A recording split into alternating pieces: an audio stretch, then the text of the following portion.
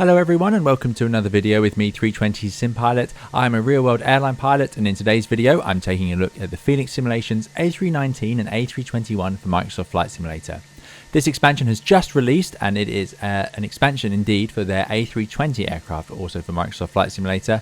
So you do need that in order to get these, but there is a package bundle available if you want to get all three at once if you do not yet have the A320. I have previously flown in the real world the Airbus A319 20 and 21, so I've flown all three of this family, and I am going to use today's video to bring you some of that real world experience, talk about how these aircraft behaved in real life and some of the differences between them, and we'll also see if Fenix Simulations has managed to capture those differences and the feeling of these different airplanes in their Microsoft Flight Simulator versions. We'll start off by looking at the A319, and then we'll look at the A321 of course shortly afterwards. I have got many videos and tutorials on the A320 from Fenix Simulations on the channel already, so if you're looking to learn how to fly these airplanes, please do check out those videos. And in today's video I will just be going through the differences of the 19 and the 21 compared to the A320 family. But in terms of operating them, if you want to fly them around, then you can follow all my A320 tutorials, as it will be applicable between the whole family. Pilots who operate one of these are of course qualified to operate all of them. So if you have a license to fly the A320, you can fly the A318, the A319, the A320 or the A321, and you can even mix between them on the same day. It is totally fine. The differences we'll talk about, like I say, in today's video, but they are relatively minor in lots of ways, but there are certainly unique characteristics to make these their own aeroplanes. The A319 A321 expansion comes in at £39.99p. If you do not yet have the A320, which you will need, you can buy a complete package at £79.99p to get all three. You will get the IAE engine variant of both the A319 and A321, and you also get the CFM variant of the A319 and 21, so you get both engine types on all of those, so that is good news indeed. You also get some additional airline options, such as they will be able to customize with the liveries the number of emergency exits, and the engine, specifically the CFM engine, has a noise reduction package on some models, so these have all been simulated depending on the livery. As you can see here, this is Golf Echo Uniform Papa Juliet. This is a British Airways A319 that has been painted in a retro British European Airways livery, and this indeed only had one emergency exit, but EasyJet of course have two emergency exits on some of their A319s because they have a more densified cabin. Both the A319 and the A321 were released by Airbus after the original A320. The A320 was the original project, and these were then brought out to meet airline demands later on.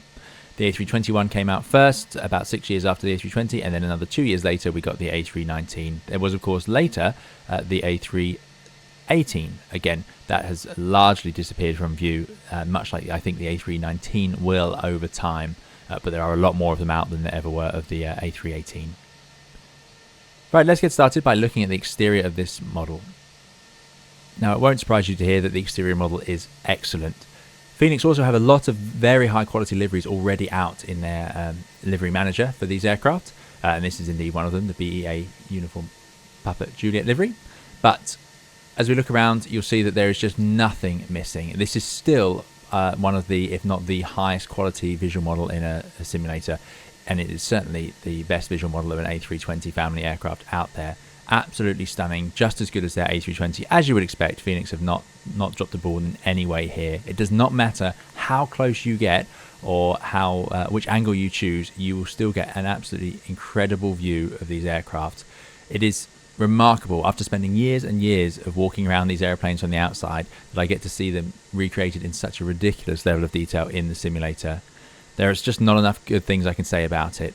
Absolutely stunning. And it's not just all in the livery, it's all in everything about it. The textures, the decal, the bump modelling, you know, it has all the right textures and all the right little screws and rivets. It's just remarkable. Really, really remarkable. I mean, look at this. Each of these screws with a little bit of trail behind it. Just right, just fitting in with the real aircraft. And we've known this ever since the Fenix was first announced. But here you go, it's like rediscovering it to see it on a new aeroplane, even though if it is just a new variant. I love this oil sort of stains. These doors do get grimy. These are the ones used most commonly by the maintenance teams. So of course, bits of grime and oil do settle around the ridges, and then when it's open and closed, they get shifted, and then the air washes it out, things like that. Absolutely stunning. And every decal, you can go in and read it up close. All these things that make these models come to life in the simulator. You honestly could train how to do walkarounds in this exterior model, I believe. It's so ridiculously accurate. As we move around, the nose gear is super. More decals, all written, all completely legible and readable as you get closer and closer. No trouble there. The ridiculous level of detail on the landing gear with those incredibly blinding lights. Excuse me. There we go. But yeah, absolutely stunning. Now we need to talk about differences between the A319 and the A320. We all know the Fenix A320 has the superb visual model. What is different about the A319? Well, there is really not a lot to say, unfortunately. It is a super model that they put together, and you can see the silhouette is just right for an A319. It really is spot on. It is just a bit shorter. There's not a lot else to say. The wheels are very similar to the A320. This is different, by the way. The A321 has many more differences compared to the A320, but the 19 really is just a shortened version. One of the reasons that I suppose would be that the landing gear and so on that the A320 has can all work with the A319, but some of these things had to be changed for the 21. The wing is also the same shape and size as the A320, and it has the same flap system. It has the same fuel tank system as the A320. It just has a lighter weight, so you have different weights on the maximum landing and takeoff. The engines are the same engines, but they are rated differently. So they have a lower maximum thrust setting, and you can derate them more for takeoff and landing. But again, that's not really going to be obvious in this visual model. These IAE engines look absolutely fantastic, by the way. Just spot on. Amazing work again by Fenix. Look at that. Look at all the decals. Absolutely stunning. So yeah, there is not a lot else to say. This is a superb model of an aircraft, and we'll look in more detail at the exterior model of the A321 in order to see some of those differences. Here we are on the flight deck of the A319, and I've got the airplane set up for a departure from here at London Heathrow. Now, in terms of operating the A319 on the ground, there are not many differences over the 20 family. This is at a reasonable weight. We're at 58.5 tons, so we've got just under 5 tons of fuel. This is in theory for a flight. It's got set up just up to Manchester. One thing you do notice though is this. I've released the parking brake and the airplane just rolls forward. This is of course because it has similar engines to the A320, again slightly lower rated for maximum thrust, but the A319 will happily taxi along without needing to apply power even at its higher weights. So I'll just squeeze on the brakes there and we'll bring it to a stop. Parking brake is now set again. When you're taxiing around as well, in terms of distance to the centerline and the way you take corners, it's very similar to the A320. Again, the A321 has more differences than this one. Now, something that is different is the derating. You can see here we've got a flex temperature of 79 degrees, so that is higher than you would have on the A320 because, again, we don't need to use as much thrust for takeoff. Also, what we can do is we'll see that during the takeoff, we actually have quite high speeds. Look at this, 153, 157, flap 1, because we're going to take off with a relatively low thrust setting here, which means that the airplane will take it takes a surprising amount of runway to take off in a 19 if you derate the engines. Now, of course, you can run them at high power, but it's one of the quirks of the A319 is that it can actually use more runway than an A320, or it can feel like it does. It certainly takes longer to get in the air because it uses a nice low power setting. In the same way that the Boeing 787 that I currently fly takes up all of the runway. It doesn't need to, but it just uses low power setting for takeoff. So it will always try and use the whole runway. So what we're going to do is release the parking brake and we're going to go for our takeoff. So I'm going to start the clock, half side stick, 50% M1-ish, and then 2 clicks forward. There we go, man flex 79. Now of course the Fenix sounds are always excellent. I'm just going to turn them up a bit so you can enjoy them. And it's all coming together. Now let's see if I can remember how to fly an Airbus. It's been a while. Like I say, I currently operate the Boeing 787, so I've got a bit of a readjusting to do here. As we go through 80 to 100 knots, I'll smoothly release that forward pressure off the side stick. And you'll see here, look at how much runway we're using. Remember, this is smaller than the A320, so you would expect it to just get in the air, but it doesn't. It can use a long way because it's got a nice derate on those engines, which does make it more fuel efficient, which is of course the purpose of having a shorter, lighter aeroplane. V1, rotate, up we go, positive rate, gear up, and now keep pitching, and there's nav mode to follow the flight directors. And we're in the air.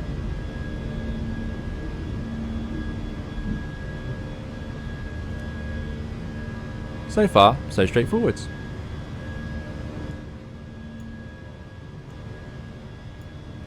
Okay, reaching acceleration, we're going to lower the nose, thrust back a click, and here's the next difference. Did you notice that? No power change at all. That's because the takeoff thrust and the climb thrust on the A319 will be pretty much the same. And Fenix have modeled they've updated the computers, the fly-by-wire computers, but also the engine management and the engines to make sure they're correct for this aeroplane. So it's not just a visual model, this is the real deal. And that is exactly what I would expect on an A319 at takeoff.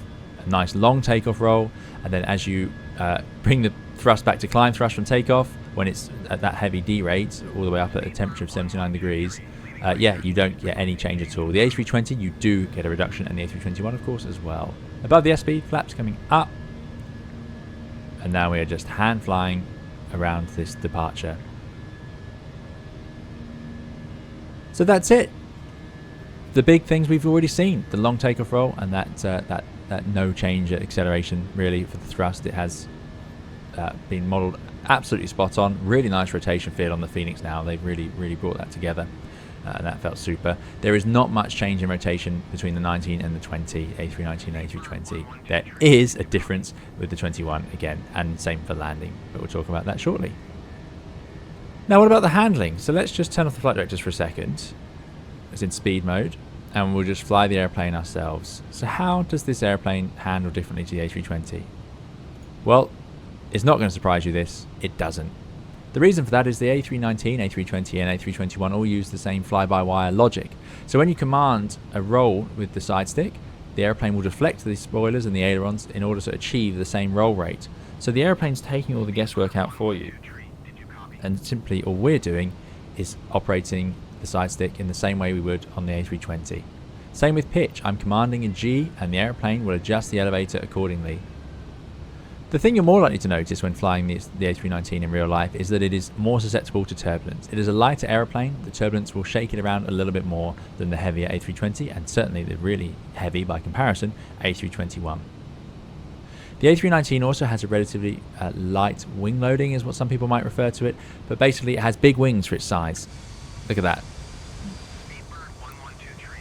For the size of airplane, they are big wings, which allows it to climb up higher. Its maximum altitude is going to be, it can pretty much straight away climb up to its maximum altitude. There you go, recommended max 390 already, optimum 380. So it likes to be higher. The A321, that is not the case. It is the opposite. It actually needs to be a bit lower when it's heavy just after takeoff. So there we go. You'll notice as well, if we go into the systems pages, the fuel system is exactly the same as the A320. It looks the same. You have the outer tanks, inner tanks, and the center tank, so no changes there. And we've already talked about the door setup being variable depending on your airline's config. Good. So what we're going to do now is put it back into, let's get the flight directors on. We'll level off at 5,000 feet. Put it in autopilot, thrust climb open climb heading, autopilot 1, climbing up to 5,000 feet, and then we will turn ourselves downwind. Now let's talk about flying an approach in the A319. I'm going to use low auto brake, and I'm going to set up the McDo for an arrival back into London. So I'll just put in the RS. We'll land onto 27 left where we took off from. We don't need a star. And then I'm going to put in the performance. Now there's not much else to say about operating the A319. It can go up to a cruise altitude a bit quicker. In the descent it is very similar to the A320. There is one change worth noting, which is as follows. The A320, you might remember, you can only use up to half speed brake whilst the autopilot is engaged.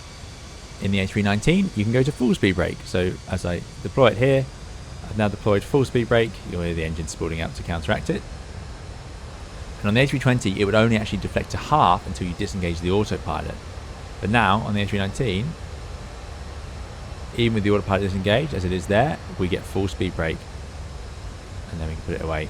So it makes no difference whether it's engaged or not, which is useful when you are trying to fly the descent. Because this is a lighter aeroplane, it can also be a little bit harder to slow down on arrival. And I'm going to show you what I mean by flying an approach into London Heathrow, an airport that would typically have a speed constraint on the approach. And the A319 is one of the more challenging aircraft to make that work. The reason is it's lighter. So our approach speed, as you can see, for a config full landing is very low, 122 knots. That's a low approach speed, and that means that we have to be a little bit wary of how much speed we need to lose in order to be stable for our landing. And what I mean by stable is being at the right speed, at the right place, with the right config, so the gear and the flaps and everything. So that is something that can be more challenging in the A319. We also talked earlier about how it is susceptible. I'll just start bringing it around to the approach.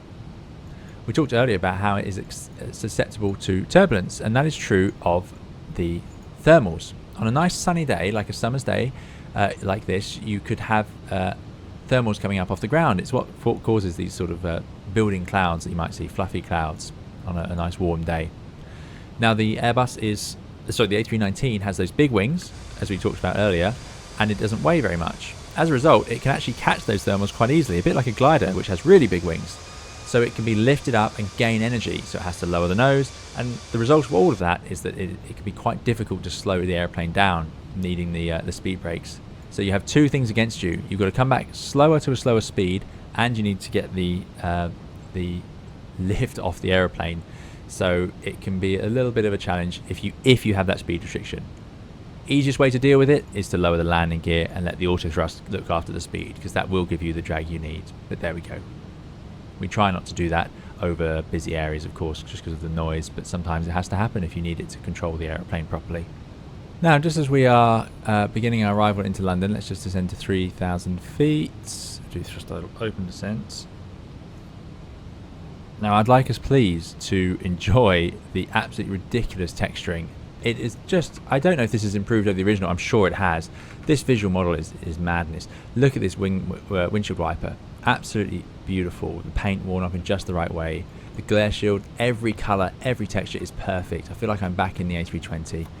I don't know quite how they've achieved it at this level, but it is super.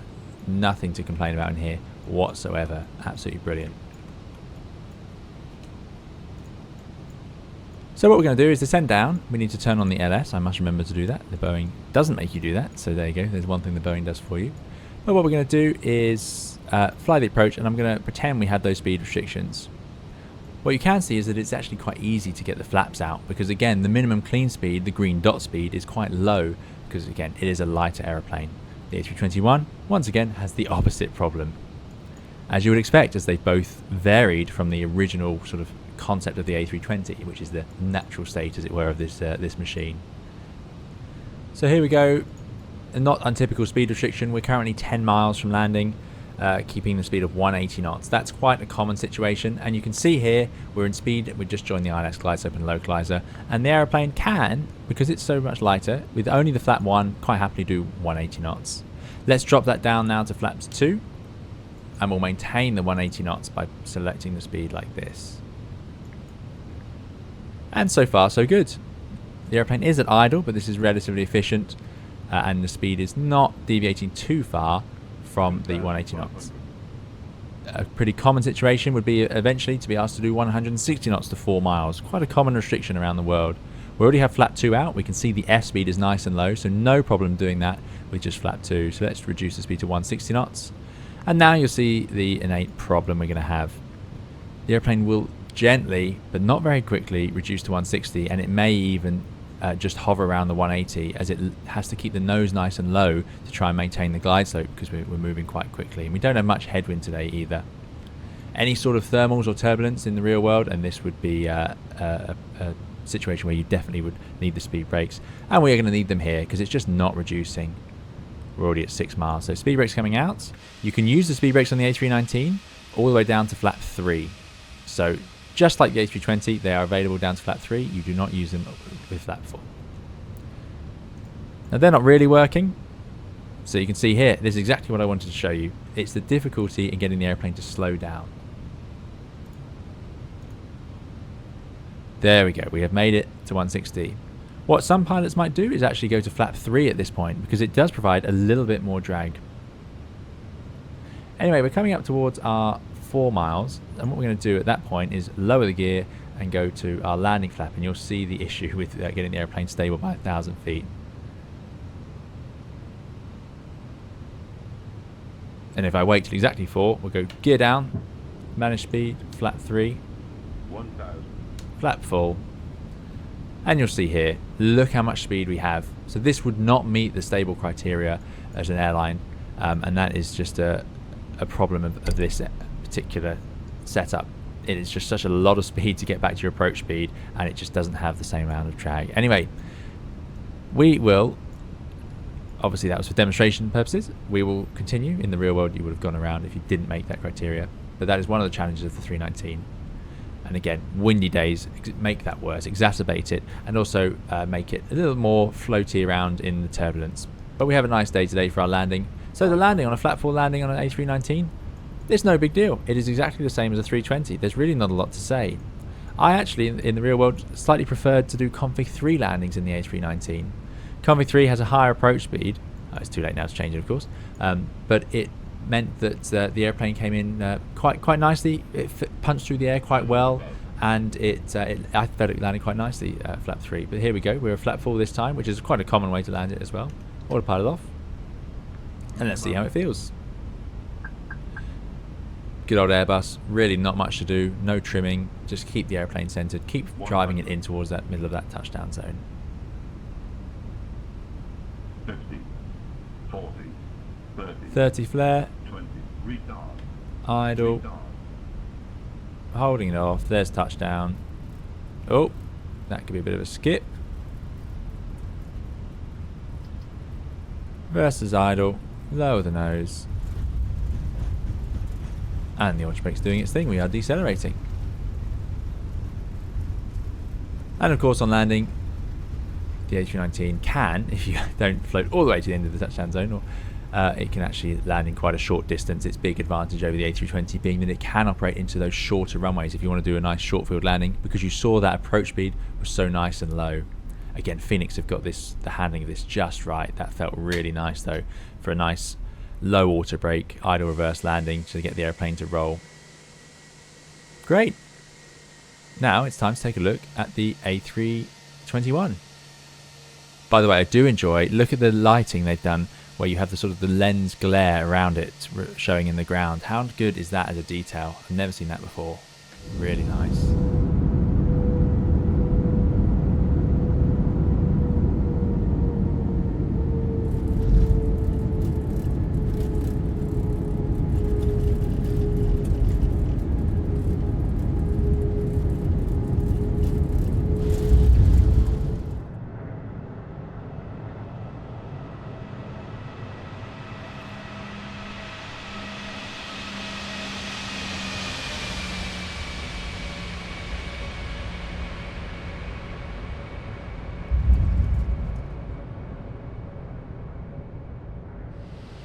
And here we have it, the one you've been waiting for. Don't say you weren't, I know you were. The A321, a very popular aeroplane. It is becoming more and more popular as time goes on, and we're seeing more and more of them in the sky. Of course, mostly Neo variants now, but here we have the Fenix CFM variant. There is also the IAE variant, so the engines that we saw earlier on the A319, and there is the CFM with the sort of silencer pack fitted, which gives you little chevrons on the back of the exhaust of the CFM engine. Little details like that, although not much operationally will change. Shout out to the Fenix livery team for delivering this with the first choice tapestry livery already included out of the box. This is one of my all-time favourite liveries, absolutely brilliant. So we are of course here in Gatwick to take a look at this aircraft. The A321 has been around for a while. As I said earlier, it did come out before the A319 and shortly after the A320. It is a nice looking aeroplane, although when I was younger I did get a model of one after a flight on one of these charter airlines, and I remember thinking how small the wings look, and if you bring the camera up you can really see that. This is because this airplane does of course use the same wing profile as the A320, or a very very similar one. So the same as the A319, even the 18. So this is the biggest airplane using that same wing.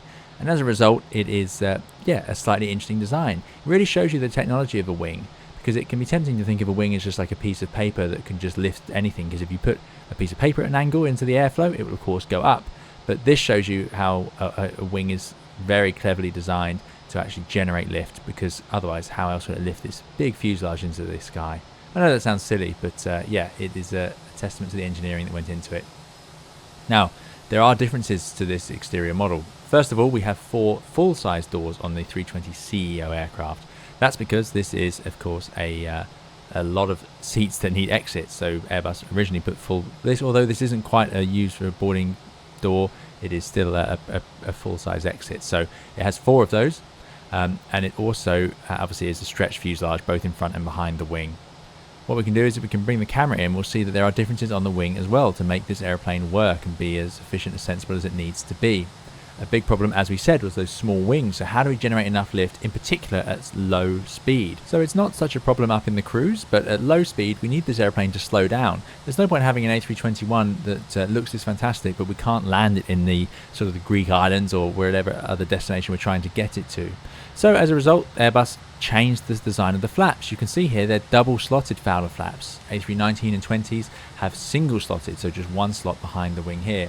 21, they introduced this second slot to help increase the lift over the rear part of the flaps. So it helps prevent the airflow from separating earlier. This then generated the need for another pylon. So we have this extra little contours in the wing, which allow that function to be there. And it also has slightly enlarged landing gear. The A321 has slightly enlarged wheels in order to accommodate the extra weight, because of course it is a heavier aircraft on takeoff and landing. It's a chunky machine. It is not dissimilar to a 757. It certainly competes with the old 757s now in the modern day, although there isn't a direct competitor anymore, but it is not quite as fast, and it does not carry the same amount of payload and fuel, so it doesn't have the range, although of course Airbus are bringing out the Neo and extra long range variants of it as we speak. But there we go. So that's the big difference you'll notice on the wing there, is those double slotted flaps on the back. You also have some differences in the way the spoilers work. So if I roll the spoilers, let me jump out of the drone so you can see it. As I move the spoilers around, they actually behave in a slightly different way in the 21 on the ground. So the roll spoilers are organised in a way that Airbus decided was fit for this aeroplane. But don't forget, once we're in the air, it will handle very similarly to the 19. So yeah, that is one of the differences there. Now, as I said, it's heavy. You can get A321s up to takeoff weights over 90 tons, which is quite impressive. It does depend what you certify it for. But if we jump to the flight deck, we can talk about one of the big differences of operating this airplane, which is going to be taxiing it, of course. If I release the parking brake, we should see, there we go, parking brake is released. I can prove it down there. And of course, Fenix have got this just right. The airplane isn't moving. Now, it may move slightly, but the CFM engines are also a difference here. The IE have a higher idle point, but even so, you need potentially to have a little bit of power on the A321 to get it to get moving. It is just a heavier machine. It needs more power while taxiing. The next thing is, of course, following that centre line. Not so straightforward on the 321 because it is quite long. Now again, I now fly the Boeing 787 Dreamliner, which has some long variants. The 787-10 is a very long aeroplane indeed, so taxiing that needs even more of this technique. But the 321 does have a bit of it, which is called, some people call it oversteer or going deep into a corner. As you can see here, if I let that centre line go to my right, I can then turn the aeroplane nose gear, and that will keep the main gear over the yellow centre line. Now this is quite a shallow turn, so it's not the best example of it, but the point is, if I just stick the airplane directly on the line like you could do with a small airplane, if I put it right in the middle of the screens, what you'll end up doing is just bringing the whole airplane to the side of that line. So yeah, it's a technique just to make sure that you keep the landing gear in the right place where you want it. And I can show it again here. So if I want to get the main gear taxiing onto this line straight out onto the runway, I'm going to have to drive past the line and then bring the airplane round. And of course, it is more applicable on tighter turns, but that's just something to be aware of. There you go. Even there, I haven't quite gone far enough, and we're still sitting to the right of that line. Good. By the way, just continuing my absolute love of the Fenix exterior model, look at the wing surface textures, all the different shades, metal, the glossy, the matte effects. Absolutely spot on. Even the slide has this sort of trail of grime behind it, just like you'd expect to see on a real used aeroplane. Right, things like the brake fans are optional, but they are fitted to various 319 2021s depending on what your airline chooses to have.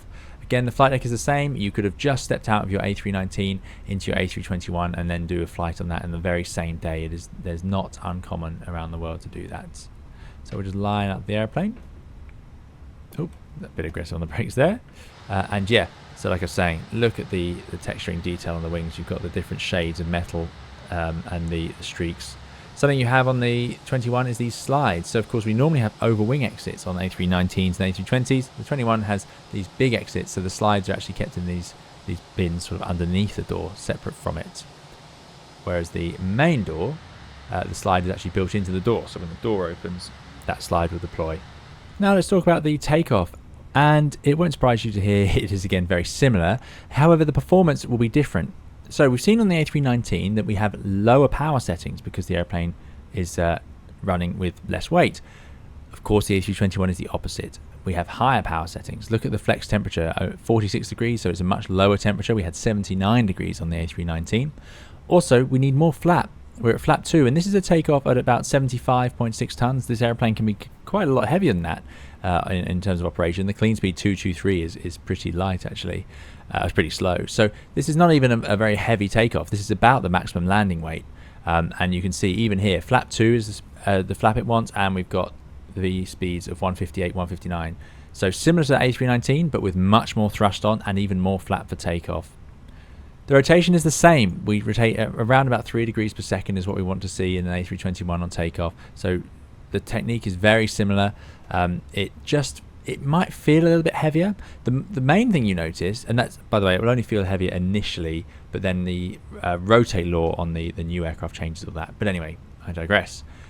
My point is, a strange sensation you get in A321s on takeoff compared to the 19 and the 20 is that in the 19 and 20, as you take off, you get pushed into your seat. But in the 21, it's even more noticeable because when the airplane rotates, you're actually rotating obviously around the main gear, but the pilots are sitting further forward. So you feel yourself pushed up in the seat, or the seat is pushing you up at more of a rate because you're further away from the centre of the airplane. It's quite a strange sensation. Right, so let's take off and we'll see how similar it actually is. So parking brake is released, 50% on the M1s, half the side stick forward, starting our clock.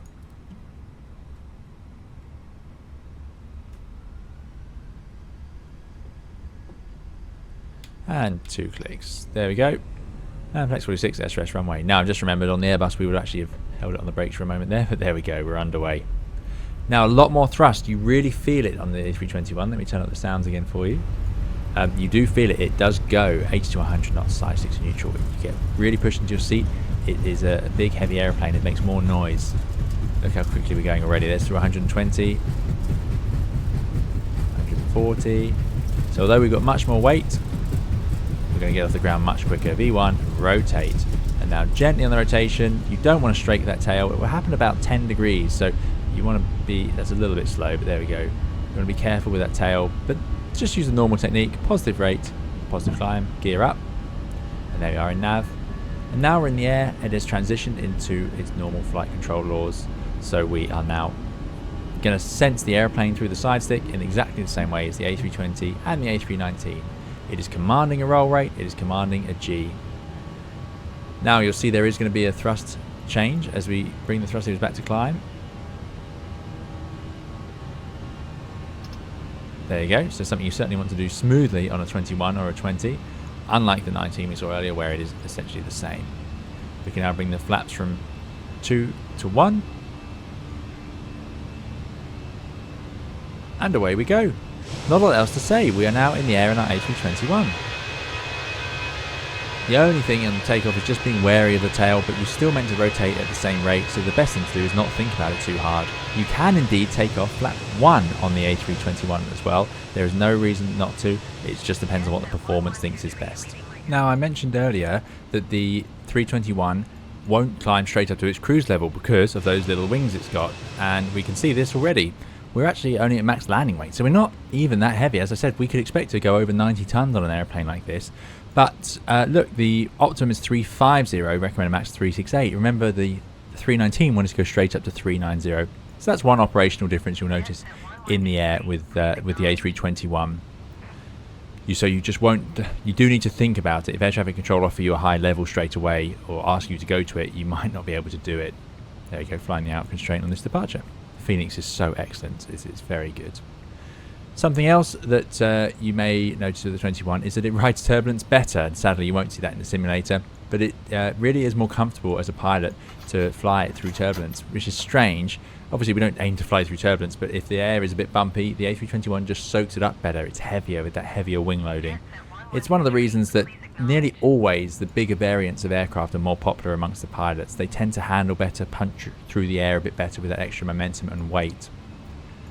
Now there is a catch to all of that, which is that the 321, when it's really heavy, can actually be a bit difficult to get the speeds and to get the flap out, and I'll show you what I mean by that. If I go into the Fenix app and I adjust the weights, I won't let me do the weights because we're live, so I'm going to have to cheat the system slightly. If I increase the weight of the airplane, so let's just fill it up with fuel. There we go. So we're doing 250 knots. Look at that. Our minimum clean speed is above the flap 1 speed. So this is because we're at 87 tons. Now we are above max landing weight, but this could be an issue. Let's say you're returning and you can't dump fuel on an A321. So you've had a problem and you need to land pretty quickly, and you've taken off with max fuel and a lot of passengers. And you can have a lot of passengers, by the way, up to 230 in this all economy configuration on the 321 CEO. So yeah, how are you going to do this? It can get really a little bit awkward. So that is one of the quirks of this aeroplane, is that because of that wing, as we've discussed, we can't get the flaps out whilst flying at our minimum clean speed. You actually need to bring it back to the VLS speed to get your first stage of flap out. Good, well let's bring that back down to a sensible fuel figure. Now I was messing around with the fuel there and it's triggered a fault in the aeroplane. This is not a bug, it's actually because of the way I was just using the Microsoft Flight Simulator inbuilt payload manager there. But anyway, regardless of that fault, which we can ignore because it is not the case that it's a problem, if I go to the fuel page, you'll see that here's a difference in the 21. This is unique to the 21. It does not have the outer wingtip fuel tanks. It just has tanks in each wing and then a center tank. So it's a simpler fuel system. It doesn't have to do that outer tank transfer into the inner tank. So that is another sort of quirk of the 321. Strangely enough, it's simpler. You'd think it would have more tanks, being a bigger, heavier aeroplane that is meant to go further, but no. In the basic configuration, it does not. Now, of course, you can pay to have auxiliary tanks in it, which some airlines would have done because, of course, they would use the 321 on longer routes. So they would have extra auxiliary tanks. Now we're heading back in for our landing, and we're going to see what the landing is like in the A321. So let's talk about what's different. Well, flying the approach is pretty straightforward, aside from the issue I just discussed, which is you can have very high clean speeds. The next issue is that, look at this, we're 220 knots, and that's fine, we're at a reasonably light weight. But we can run into a problem here, which is if I want to use the speed brakes at all, and I deploy them, the VLS shoots up immediately and quite aggressively, and this is a problem on the A321.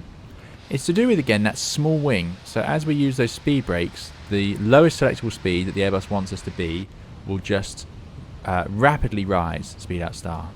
As a result, if you get high on the descent in the A321, it is a known thing that pilots have to be aware of, that this VLS will come straight through your speed. So at 220 knots, you really can't use much speed brake at all. You can't even use half. Now, just like the A319, I can deploy full speed brake even with the autopilot engaged. That option is available to me. Again, it's only the 320 that limits that for some reason, even though that was the original aeroplane that it was all designed for. But there we go. The 19 and 21, you can use full speed brake. But as I said, we have an issue here. So the best thing to do in an A321, if you're getting high, is just get the speed under control, and you can get flap 1 out like we can now, and then that removes the problem. It moves VLS well away. But when the airplane's clean, the speed brake will bring that VLS to your speed very, very quickly. And at high cruising altitudes, as we saw earlier, we are limited in our maximum quite a lot. You can have not much room for maneuver there. So there we go. Right, we're bringing our descent in now. And next thing is flap 3. I love landing flap 3 in the A321, just like the A319. Again, another of those sort of strange ironies of the Airbus family of airplanes. The A320 is the original, but it has the strange thing where you can't use full speed brake whilst the autopilot's in. And also, although config 3 landings are considered almost standard on the A320 according to the documentation, actually I prefer landing at flap full, as do a lot of pilots. However, in the A319 and the A321, I actually prefer flap 3. Now, flap 3, you wouldn't think it makes sense to be nice in a 321 because you think, but surely you want more flap out so you don't strike that tail, because that is the next thing about landing the 321. The thing to consider is that tail strike risk. You don't want to have this airplane getting that tail near to the ground. It is longer, And of course, the fuselage is stretched behind the landing gear, so that means that you have less room. The nose can be not as high on landing. So how do we get around that? Well, the one thing they did was, of course, add that second slot onto those flaps. Now, the flaps do deploy in exactly the same way as the 20 and the 19, in that flap 1 is just slats in the air, and then flap 2 will get you the flap out.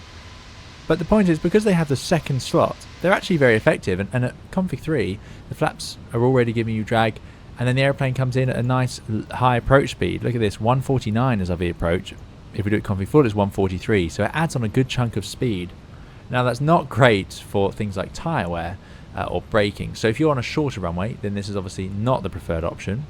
But what it is good for is if you want to be nice and quiet and efficient on the approach. If you have a nice long runway to roll out onto, then it will work quite well. So you could do a config 3, and in that case, you would go for a low auto brake setting.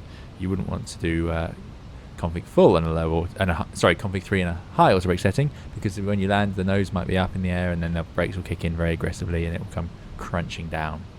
Good. Let's go to flaps 2, because we're not actually far away from the runway here. So we go flaps 2, and you see we're already at 200 knots. Coming back to S-speed now, and S-speed is 160. See how much faster it is. S-speed was down at below 140 in the A319, but there we go. We need our speed under control because we're about to fly a very tight turn onto this RS. Let's see if this works. Let's drop it down to 1500 feet. This is almost a visual approach at this point. And we'll lower landing gear. Arm the speed brakes for landing.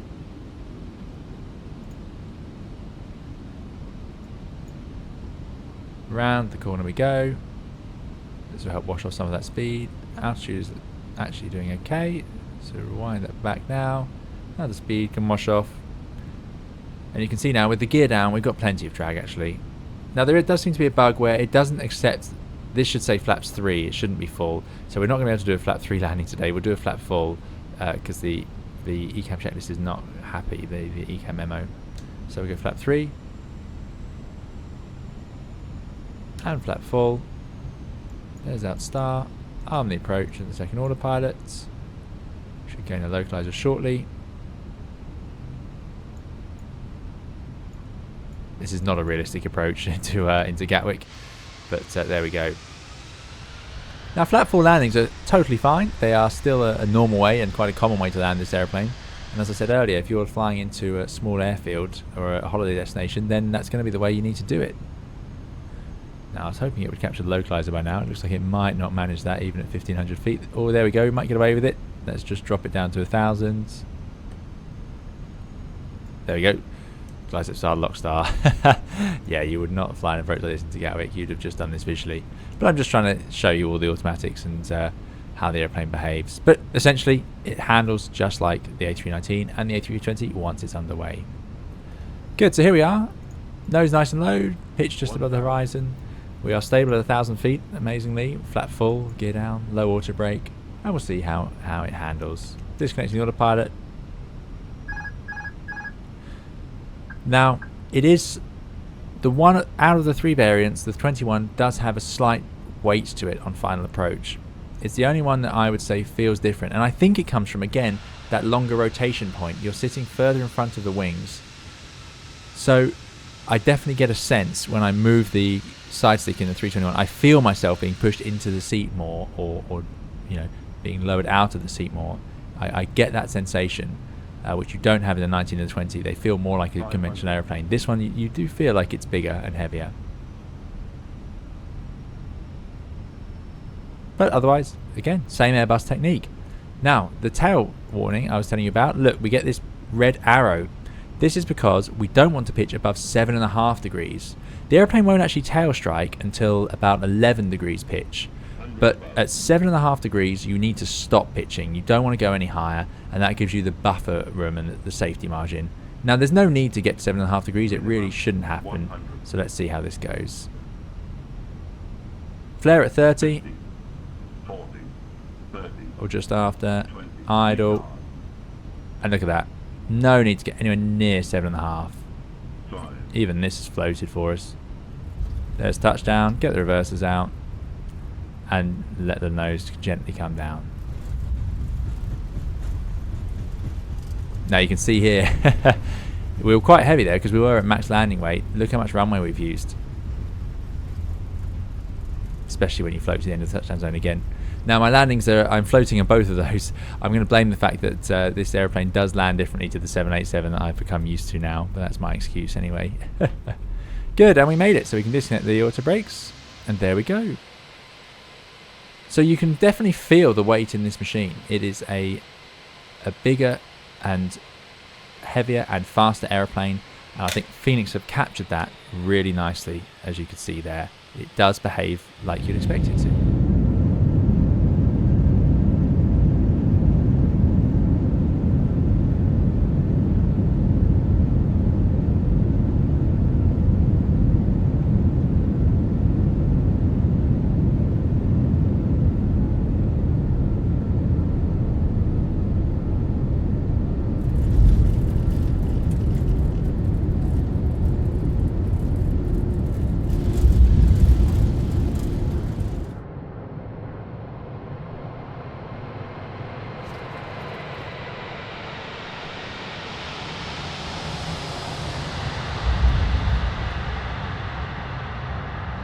So there we have it, the Airbus A319 and A321 have arrived in style in Microsoft Flight Simulator in their high detailed versions thanks to Fenix simulations, and it's no surprise at all to anyone, I would imagine, that they are superb versions of the aircraft. Fenix have once again raised the bar of what a simulation of the Airbus can be on a home computer. They are fantastic, both visually, the system's depth is there, as with the previous Fenix models, and please do watch my other videos on the Fenix if you're interested. You have the failures, you have the performance, you have the system's depth underneath the fantastic visual models. That's all for today's video. There'll be more guides, videos and live streams coming on the channel, so do please subscribe to see more of those. Otherwise, we'll see you again in one of those videos. Thank you so much for watching. Bye bye.